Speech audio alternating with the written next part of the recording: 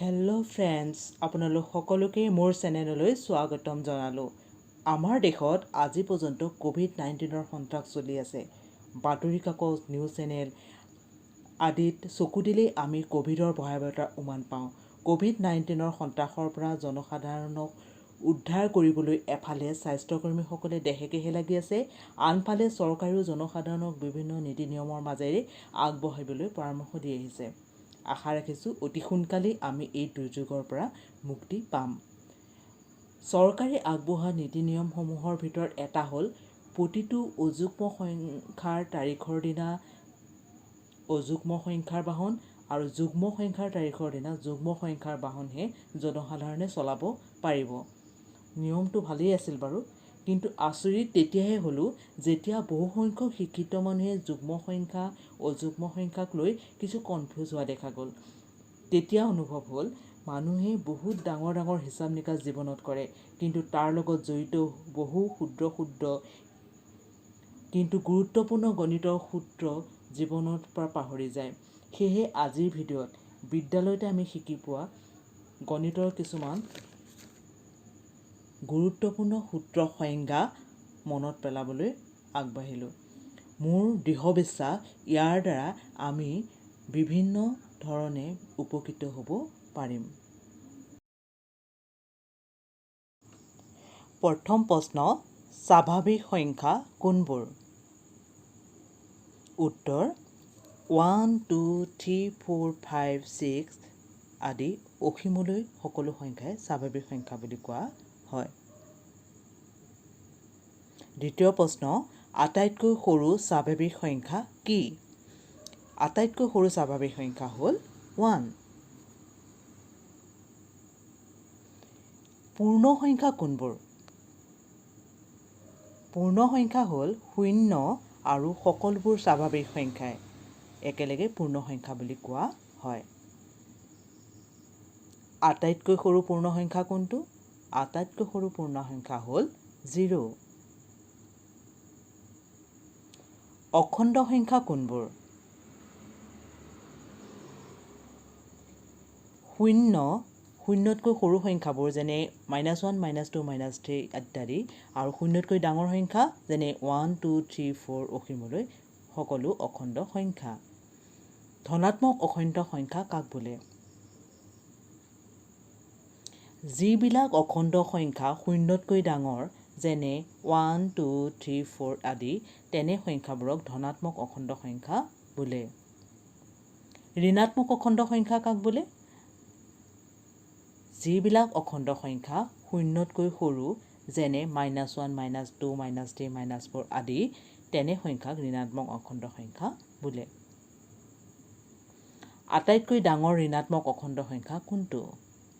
-1। যোগাত্মক অভেদ কি? 0, কাৰণ কোনো সংখ্যাৰ লগত 0 যোগ কৰিলে যোগফল সংখ্যাটোৱেই হয়। কোনো সংখ্যাৰ গুণাত্মক অভেদ কি? 1, কাৰণ কোনো সংখ্যাৰ লগত 1 পূৰণ কৰিলে পূৰণফল সংখ্যাটোৱেই হয়। যুগ্ম সংখ্যা কি?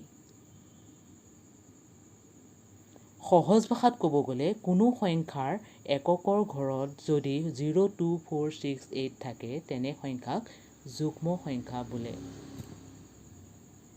উদাহৰণস্বৰূপে 10, 52, 534, 80,006 আদি। ইয়াত এককৰ ঘৰত 0, 2, 4, 6 আদি আছে। আটাইতকৈ সৰু যুগ্ম সংখ্যা কি? 2। অযুগ্ম সংখ্যা কি? যিবোৰ সংখ্যাৰ এককৰ ঘৰত 1, 3, 5, 7, 9 থাকে, তাক অযুগ্ম সংখ্যা বোলে। আটাইতকৈ সৰু অযুগ্ম সংখ্যা কি? 1। কোনো সংখ্যা যেনে 4ৰ গুণিতক কেনেকৈ উলিয়াব পাৰি? 4ৰ লগত এটা এটাকৈ সংখ্যা পূৰণ কৰি গৈ থাকিলে যিবোৰ পূৰণফল পোৱা যায়, সেইবোৰেই হ'ল 4ৰ গুণিতক। যেনে 4 into 1 4, 4 into 2 8, 4 into 3 12 আদি। এতেকে 4 গুণিত কি হ'ব? 4 গুণিত 4 8 12 16 ইত্যাদি। গুণিতক অসীম সংখ্যক হয়। কোনো সংখ্যা যেনে 8ৰ উৎপাদক কেনেকৈ উলিয়াব পাৰি? 8ৰ উৎপাদক উলিয়াবলৈ প্ৰথমে কি সংখ্যাৰ পূৰণফল 8 সেইটো উলিয়াব লাগিব। যেনে 1 into 8 8, 2 into 4 8 ইত্যাদি। এতিয়া আমি পালোঁ 8ৰ উৎপাদক 1 2 4 8। ই সীমিত। 12ৰ উৎপাদক কি? একেধৰণে আমি কৰি 12ৰ উৎপাদক পাম 1 2 3 4 6 12। 12ৰ উৎপাদক 6টা।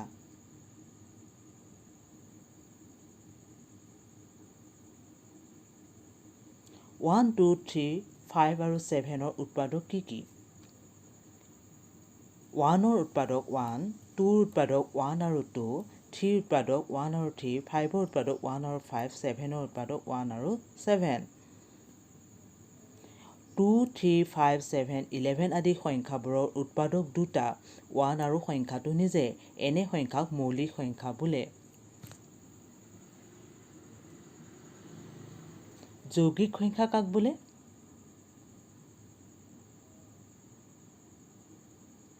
দুটাতকৈ বেছি উৎপাদক থকা সংখ্যাবোৰক যৌগিক সংখ্যা বোলে। যেনে 4 6 8 9 10 আদি।